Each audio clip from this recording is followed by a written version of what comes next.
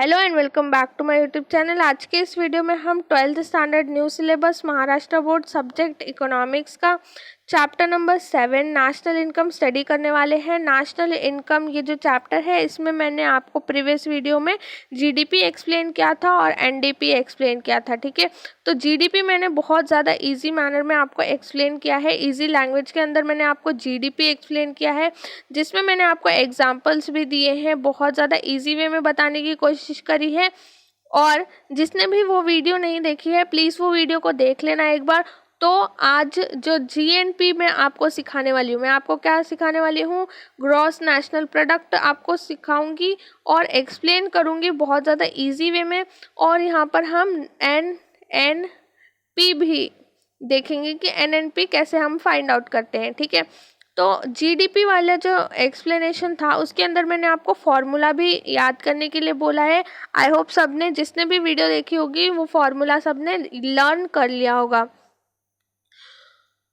तो लिंक आपको description box में मिल जाएगा, अगर जिसने नहीं देखा है तो वो देख सकता है। और अगर वीडियो अच्छी लगती है तो वीडियो को लाइक ज़रूर कर देना और अपने फ्रेंड्स के साथ शेयर कर देना, तो उनको भी अच्छे से एक्सप्लेनेशन मिल जाएगा जीडीपी का। और आज मैं आपको जीएनपी एक्सप्लेन करने वाली हूँ, ठीक है। GNP, gross national product. Gross national product means the gross value of all final goods and services produced annually in a country which is estimated according to the price prevailing in the market। अब ये definition अगर आप ऐसे पढ़ेंगे तो बिल्कुल नहीं समझ में आएगी, ठीक है।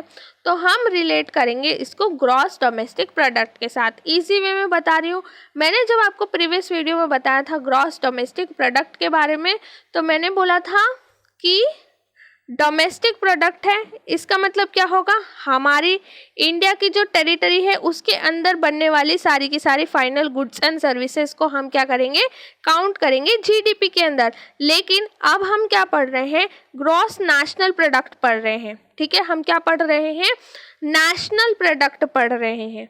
तो अब हमारी नेशनल लेवल पे हम इसको क्या कर रहे हैं, काउंट कर रहे हैं, ठीक है।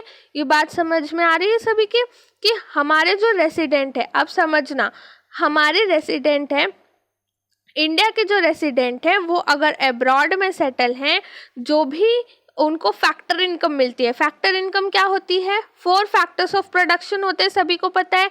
तो फैक्टर इनकम कैसे मिलेगी, फैक्टर्स ऑफ प्रोडक्शन को जो इनकम मिलती है हम उसे क्या बोलते हैं, फैक्टर इनकम बोलते हैं, ठीक है। तो अब एक पर्सन इंडिया का है और वो यूएस में रहता है और काम करता है, वो लेबर है, ठीक है, तो उसे वेजेस मिलते हैं, तो ये है उसकी फैक्टर इनकम। तो ग्रॉस नेशनल प्रोडक्ट के अंदर हम जो अब्रॉड में काम कर रहे हैं, इंडिया के रेसिडेंट, इंडिया के जो हैं कंट्री के लोग हैं लेकिन वो दूसरी जगह काम कर रहे हैं, अब्रॉड में काम कर रहे हैं, तो उनको जो फैक्टर इनकम मिल रही है, फैक्टर इनकम को हम जीएनपी के अंदर इंक्लूड करेंगे। किसके अंदर इंक्लूड करेंगे, नेशनल प्रोडक्ट के अंदर इंक्लूड करेंगे। लेकिन जब डोमेस्टिक प्रोडक्ट में आपको पढ़ा रही थी तो मैंने बताया था कि इंडिया के अंदर, सिर्फ और सिर्फ इंडिया की टेरिटरी के अंदर बनने वाली फाइनल गुड्स एंड सर्विसेज को हम यहाँ पर मेजर करेंगे। लेकिन अब ऐसा नहीं होगा, अगर हमारी कोई भी जो फैक्टर इनकम अदर कंट्रीज से आती हैं तो वो हम जीएनपी के अंदर काउंट करेंगे। लेकिन एट द सेम टाइम मैंने आपको डोमेस्टिक प्रोडक्ट जब पढ़ाया था तो बोला था अगर इंडिया के अंदर एक जर्मनी की कंपनी है और ये फाइनल गुड्स एंड सर्विसेज बना रही है, ठीक है, अगर ये गुड्स एंड सर्विसेज बना रही है, ये जो जर्मनी की कंपनी है ये अगर गुड्स एंड सर्विसेज बना रही है तो हम इसको जीडीपी के अंदर इंक्लूड करेंगे, क्योंकि ये हमारी टेरिटरी के अंदर गुड्स एंड सर्विसेज प्रोड्यूस कर रही है। लेकिन जीएनपी के अंदर, ये याद रखना, जीएनपी के अंदर हमें ये जो जर्मनी की कंपनी थी, जो फाइनल गुड्स एंड सर्विसेज हम यहाँ पर प्लस कर रहे थे, अब हमें इसे माइनस करना पड़ेगा। अब हमें इसे माइनस करना पड़ेगा क्योंकि हम पहले अपनी जो कंट्री के लोग थे उनकी भी इनकम, जो इंडिया के जो लोग थे वो जो यूएस में काम कर रहे थे उनकी इनकम नहीं काउंट कर रहे थे, फैक्टर इनकम हम काउंट नहीं कर रहे थे। लेकिन अब हम कर रहे हैं तो हमें क्या करना पड़ेगा, अगर हमारी टेरिटरी के अंदर जो भी अलग अलग वेरियस अदर कंपनीज यहाँ पर मल्टीनेशनल कंपनीज जो होती हैं, ठीक है, मल्टीनेशनल कंपनीज जो हैं, एमएनसीज जो हैं, उनकी जो है जो भी उन्होंने प्रॉफिट जो अपने देश में भेजा होगा उन सबको क्या करना पड़ेगा, डिडक्ट करना पड़ेगा, यानी माइनस करना पड़ेगा। हमें क्या करना पड़ेगा, माइनस करना पड़ेगा। अगर ये मल्टीनेशनल कंपनीज फॉर एग्जाम्पल अगर ये सिंगापुर की है तो ये अपने पैसे वहाँ लेकर जाएंगी ना, तो ये हमें माइनस करना पड़ेगा। सीधी से सीधी भाषा में हम मतलब देखो, अगर ये सिंगापुर के लोग हैं मल्टीनेशनल कंपनीज, ठीक है, तो ये इनका जो प्रॉफिट होगा तो ये अपने यहाँ इंडिया से कहाँ लेके जाएंगे, सिंगापुर लेके चले जाएंगे ना, तो हमें माइनस करना पड़ेगा। और हमारे जो इंडिया के जो समझो कहीं और अब्रॉड में क्या है, कंपनीज हैं, उनको फैक्टर इनकम मिलती है। फैक्टर इनकम मैंने आपको बताया है, फैक्टर्स ऑफ प्रोडक्शन को जो इनकम मिलती है फैक्टर इनकम। तो जो फैक्टर इनकम इंडिया के रेसिडेंट लेके आ रहे हैं, हम उसे क्या करेंगे, प्लस करेंगे, हमें उससे ऐड करना पड़ेगा जीएनपी के अंदर, ग्रॉस नेशनल प्रोडक्ट के अंदर। लेकिन जीडीपी के अंदर हम ऐसा नहीं करते हैं। जीडीपी के अंदर हमें क्या करना पड़ता है, हमें सिर्फ और सिर्फ जो हमारी टेरिटरी के अंदर, डोमेस्टिक बाउंड्रीज के अंदर final goods and services produced हो रही हैं, सिर्फ और सिर्फ उन्हें ही काउंट करना पड़ता है। तो यहाँ पर देखो लिखा है, ये ग्रॉस वैल्यू है फाइनल गुड्स एंड सर्विसेज की जो प्रोड्यूस्ड हो रही है annually in a country which is estimated according to the price prevailing in the market. For example के लिए यहाँ पर ले लो, शाहरुख खान का दुबई में क्या है, रेस्टोरेंट है, तो रेस्टोरेंट की जो उनको इंटरेस्ट आता है या फिर उनका जो रेंट आता है वो हम जीएनपी के अंदर काउंट करेंगे, ग्रॉस नेशनल प्रोडक्ट के अंदर हम क्या करेंगे, काउंट करेंगे। लेकिन जीडीपी के अंदर काउंट नहीं करेंगे, क्योंकि वो जीडीपी मतलब जीडीपी जो डोमेस्टिक, और वो डोमेस्टिक टेरिटरी में तो है नहीं, इंडिया के अंदर थोड़ी ना है उनका रेस्टोरेंट, वो दुबई में है, तो वो हम जीडीपी के अंदर काउंट नहीं करेंगे, लेकिन जीएनपी के अंदर काउंट करेंगे। ठीक है, जीएनपी के अंदर काउंट करेंगे। तो ये फॉर्मूला है जीएनपी का, सबको याद करना है, C plus I plus G plus X minus M plus R minus P. अब ये जो फॉर्मूला है ये मैंने आपको पहले एक्सप्लेन करा है, C plus I plus G plus X minus M. तो प्रीवियस वीडियो जो जीडीपी की है वो देख लेना तो समझ आ जाएगा। और ये जो R माइनस पी है ये अभी बता देती हूँ। R माइनस पी क्या होता है, R का मतलब होता है receipt from abroad, receipt from abroad, जो मैंने आपको इतनी स्थान लैंग्वेज में बताया कि जो फॉर एग्जांपल इंडिया से सिंगापुर जाएगा पैसा, और अगर कोई यूएस में काम कर रहा है तो वो इंडिया लेके आएगा फैक्टर इनकम, तो ये क्या होगा, ये जो सिंगापुर लेकर जाएगा वो माइनस हो जाएगा, रिसिप्ट्स है, और मतलब ये माइनस हो जाएगा। ठीक है, और जो यूएस से हमारी कंट्री के अंदर आएगा वो प्लस हो जाएगा, ये फैक्टर इनकम। तो ऐसे ही ये आर का मतलब होता है रिसिप्ट्स और पेमेंट्स का मतलब होता है पी। तो हम क्या करेंगे, आर माइनस पी। ठीक है, हम क्या करेंगे, आर माइनस पी मतलब रिसिप्ट्स माइनस पेमेंट्स। ये सभी को समझ गया होगा। अब हमें क्या पढ़ना है, अब हमें नेट नेशनल प्रोडक्ट पढ़ना है। ठीक है, नेट नेशनल प्रोडक्ट के अंदर net national product is the net market value. अब ये जो नेट नेशनल प्रोडक्ट है ना, अगर इससे हम पॉपुलेशन डिवाइड करते हैं तो हमें पर कैपिटा इनकम मिल जाती है। तो ये एक एडिशन है, या आप याद कर सकते हैं कि जब हम NNP से पॉपुलेशन डिवाइड करते हैं तो हमें क्या मिलती है, पर कैपिटा इनकम मिल जाती है अपनी कंट्री की। तो ये याद रखना। और net national product net market value होती है, मतलब पूरी छान के निकाली हुई एकदम प्योर यहाँ पर हमें वैल्यू मिल जाएगी फाइनल गुड्स एंड सर्विसेज की, जो resident of a country produced by the resident of a country during a period of 1 year. ये 1 ईयर मैंने आपको बताया है, ये फाइनेंशियल ईयर है।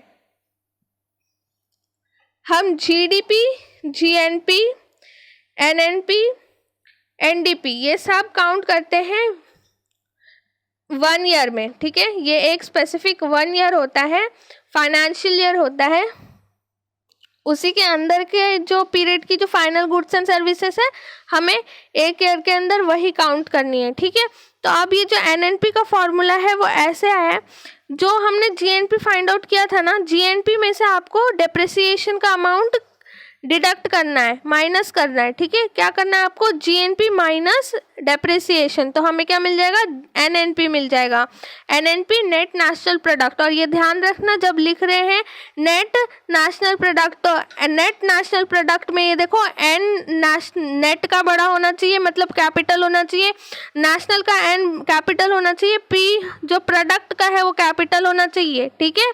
तो ये राइटिंग प्रैक्टिस के लिए इम्पॉर्टेंट है, इसलिए बता दिया मैंने कि आपको ये ध्यान रखना है नेट नेशनल प्रोडक्ट लिखते टाइम। ऐसा नहीं होगा कि आपने नेट का तो कैपिटल लिखा लेकिन नेशनल का आपने स्मॉल एन लिख दिया, ऐसा नहीं होना चाहिए, ठीक है। अब एक और यहाँ पर एडिशन है, जो पर्पल बॉक्स है ना आपकी टेक्स्ट बुक के अंदर, वो आपको यहाँ पर पढ़ना पड़ेगा, क्योंकि ये वाला जो पर्पल बॉक्स है ये जो है ये रिड्यूस्ड नहीं हुआ है, ठीक है। अगर आप रिड्यूस्ड सिलेबस की वीडियो देखोगे तो मैंने ये वाला जो पॉइंट है ये नहीं आपको बोला है कि रिड्यूस्ड हुआ है, तो ये वाला जो है आपको रीड करना है, और ये बहुत इम्पॉर्टेंट है। इम्पॉर्टेंट क्यों है, देखो ये न्यूली इंट्रोड्यूस्ड कॉन्सेप्ट है, न्यूली इंट्रोड्यूस्ड कॉन्सेप्ट है, और ये जो ग्रीन जीएनपी है वो बहुत ज़्यादा इम्पॉर्टेंट है। ये ग्रीन जीएनपी का आपको किसी ने भी नहीं बताया होगा, देखो मैं बता रही हूँ क्योंकि ये इम्पॉर्टेंट है। पर्पल बॉक्स के अंदर यू शुड नो लिखा है और आपको ये मालूम होना चाहिए, आपकी टेक्स्ट बुक में ये है। और ग्रीन जीएनपी क्यों इंट्रोड्यूस्ड हुआ है, ये कंसेप्ट है क्या, basically it is defined as a green GNP is an indicator of sustainable use of natural environment and equitable distribution of benefits of development। sustainable use होना चाहिए natural resources का, natural environment का, और equitable distribution मतलब सभी को ना अच्छे, मतलब सभी को जो है डेवलपमेंट के बेनिफिट्स मिलने चाहिए। ऐसा नहीं है कि देखो अभी जो सिनेरियो है वर्ल्ड के अंदर, जो रिच 10% और जो पीपल है वो 80% रिसोर्सेज को यूज़ करते हैं, लेकिन जो 20% बचा हुआ है वो 90% लोग यूज़ करते हैं। तो ऐसा नहीं होना चाहिए, इक्विटेबल डिस्ट्रीब्यूशन होना चाहिए, इक्विटेबल डिस्ट्रीब्यूशन होना चाहिए। ऐसा नहीं होना चाहिए कि सिर्फ 10% पॉपुलेशन 80% रिसोर्सेस यूज़ कर रही है और जो बाकी की 90% जो जनता है, जो लोग हैं सोसाइटी में रहते हैं, वो 20% यूज़ कर रहे हैं। तो ऐसा नहीं होना चाहिए, ठीक है। इक्विटेबल डिस्ट्रीब्यूशन होना चाहिए, जो बेनिफिट हो रहा है equitable distribution of benefits of development, सभी को बेनिफिट्स मिलने चाहिए, सभी को बेनिफिट्स मिलने चाहिए, ठीक है। इक्विटेबल सभी को इक्वली यहाँ पर डिस्ट्रीब्यूशन होना चाहिए। Gross national product does not take into consideration the cost in terms of, अब ये जो जीएनपी, जो नॉर्मल जीएनपी अभी हमने पढ़ा था, इसमें क्या नहीं लिया जाता है। देखो इसमें ये एक फर्स्ट यहाँ पर देखो बिग मिस्टेक है कि एनवायरमेंटल पोल्यूशन, कितना एनवायरमेंटल पोल्यूशन हो रहा है हमारी कंट्री के अंदर, वो यहाँ पर कंसिडर बिल्कुल भी नहीं किया जाता है। सिर्फ और सिर्फ यही है कि आउटपुट जनरेट करना है, हमारी जीएनपी इंक्रीज होनी चाहिए, ज़्यादा से ज़्यादा हमें प्रोडक्शन आउटपुट जनरेट करना है। लेकिन एनवायरमेंटल पोल्यूशन के ऊपर कोई ध्यान नहीं देता है। एनवायरमेंटल पोल्यूशन कितना हो रहा है ये कोई नहीं यहाँ पर मेजर करता है। तो इसीलिए ये जो है ग्रीन जीएनपी, क्या है, ग्रीन जीएनपी का कॉन्सेप्ट है, ये आपको बताया जा रहा है। ग्रीन जीएनपी इसलिए इम्पॉर्टेंट है। नेक्स्ट है depletion of natural resources caused by production of output. Next वाला देखो, ये भी इम्पॉर्टेंट पॉइंट है, इसकी वजह से देखो डिप्लीशन मतलब जो नेचुरल रिसोर्सेज है वो कम होते जा रहे हैं, वो डिप्लीट होते जा रहे हैं, गायब होते जा रहे हैं। गायब क्यों हो रहे हैं, क्योंकि हम प्रोडक्शन कर रहे हैं। प्रोडक्शन के अंदर जो नेचुरल रिसोर्सेज यूज होते हैं, ठीक है, नेचुरल रिसोर्सेज जो हम देखो नेचुरल रिसोर्सेज में क्या आएगा, ऑयल आएगा, गैस आएंगी, नेचुरल गैस आएगी, और यहाँ पे वाटर, ठीक है। तो इन सभी चीज़ों का जो है सॉइल, ये सारी नेचुरल रिसोर्सेज है जिसका जो है यहाँ पे बहुत ज़्यादा पोल्यूशन और डिप्लीशन हो रहा है, और प्रोडक्शन में बहुत ज़्यादा यूज़ हो रहे हैं। बस सिर्फ और सिर्फ प्रोडक्शन यहाँ पर इंक्रीज़ करना है, और यहाँ पर पोल्यूशन के बारे में कोई भी यहाँ पर ध्यान नहीं रखना है, ठीक है, ये याद रखना। इसलिए जो है ग्रीन जीएनपी इंट्रोड्यूस्ड हुआ है। Mayor increase in GNP will not reflect improvement in quality of life when it increases environmental pollution or reduce the available resources for future generation। जब यहाँ पर देखो environmental pollution increase हो जाएगा तो available resources जो है फ्यूचर जनरेशन के लिए वो कम बचेंगे। सोचो अगर आज हम नेचुरल गैसेस और जितने भी जो नेचुरल चीज़ें हैं वो हम यूज़ कर लेंगे तो आगे आने वाली फ्यूचर जनरेशन के लिए कुछ बचेगा ही नहीं। सिर्फ और सिर्फ यहाँ पर जीएनपी को इंक्रीज हो रही है, लेकिन जो क्वालिटी ऑफ लाइफ है, जो क्वालिटी हमारी लाइफ के अंदर आनी चाहिए वो नहीं आ रही है, क्वालिटी ऑफ लाइफ इंक्रीज नहीं हो रही है। इसलिए ग्रीन जीएनपी इंट्रोड्यूस्ड हुआ है। ग्रीन जीएनपी जो है वो इंट्रोड्यूस इसलिए ही हुआ है। Green GNP has been introduced while measuring economic welfare. तो ये जो कैरेक्टरिस्टिक है वो सबको याद रखना है। Sustainable economic development, that is development which should not cause environmental degradation, pollution and depletion of natural resources. अब ये ग्रीन जीएनपी इसलिए इंट्रोड्यूस्ड हुआ है क्योंकि यहाँ पर सस्टेनेबल इकोनॉमिक डेवलपमेंट होना चाहिए, जिसके अंदर पोल्यूशन, एनवायरमेंटल पोल्यूशन बहुत कम होना चाहिए और नेचुरल रिसोर्सेज को जो डिप्लीशन हो रहा है उसको यहाँ पर अच्छे से यूज़ करना चाहिए। जो नेचुरल रिसोर्सेज है अगर हम उसे अच्छे से यूटिलाइज करेंगे तो वो नहीं डिप्लीट होंगे, ठीक है। इक्विटेबल डिस्ट्रीब्यूशन होना चाहिए बेनिफिट्स ऑफ इट्स डेवलपमेंट, जो भी डेवलपमेंट हो रहा है उसका इक्विटेबल डिस्ट्रीब्यूशन होना चाहिए। नेक्स्ट है promotes economic welfare for a long period of time.